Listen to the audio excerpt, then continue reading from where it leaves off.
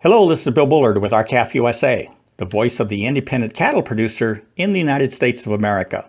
Well, during last week's segment, we visited about how the Democratic leaders in the House of Representatives came to an agreement with the White House to support the redo of NAFTA, the 25-year-old North American Free Trade Agreement, which now has a brand new name, the United States-Mexico-Canada Agreement, or USMCA. Now, if you had called your U.S. representatives and asked him or her what the USMCA does for the cattle industry that isn't already being done to our industry by the old NAFTA, the only truthful answer is absolutely nothing. And that's because the USMCA does absolutely nothing for the U.S. cattle industry, which is the largest single segment of American agriculture. The USMCA makes no changes whatsoever in the trade of cattle and beef between the United States, Mexico, and Canada. It does not provide any additional market access for U.S. beef or cattle. It does not provide any protections against import surges. It does not correct the absurd practice of allowing U.S. meat packers to import live Canadian and Mexican cattle, slaughter them immediately upon entry, and then sell the resulting beef into the export market as a product of the USA. It does not provide any additional protections against the importation of beef produced under less stringent production and safety standards than are required right here in the United States.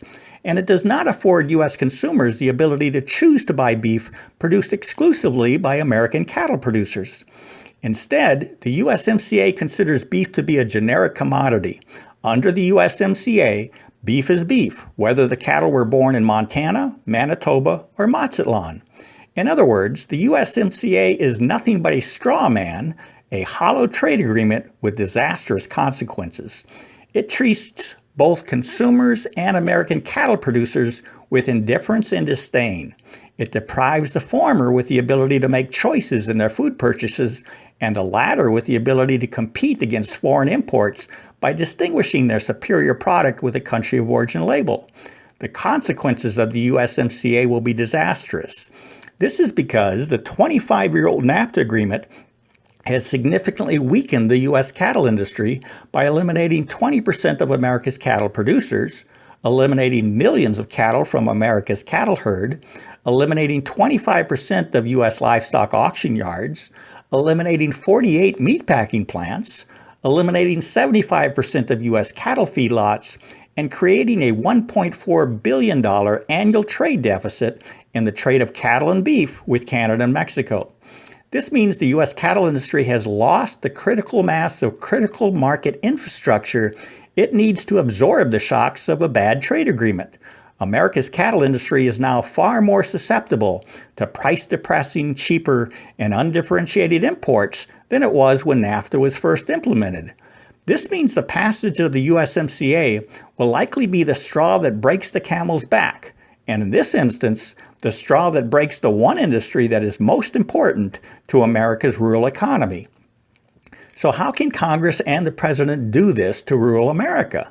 And the answer is because rural America has not stepped to the plate to call a mule, or in this case, call a stupid and dangerous trade agreement a stupid and dangerous trade agreement. But there is still time. The U.S. House of Representatives is about to complete their USMCA marathon, and a vote is expected soon. It's now up to you. We suggest that everyone call their U.S. representative at least twice. The first time to urge them to vote no on the USMCA unless Congress first reinstates mandatory country of origin labeling for beef so consumers can choose and producers can compete.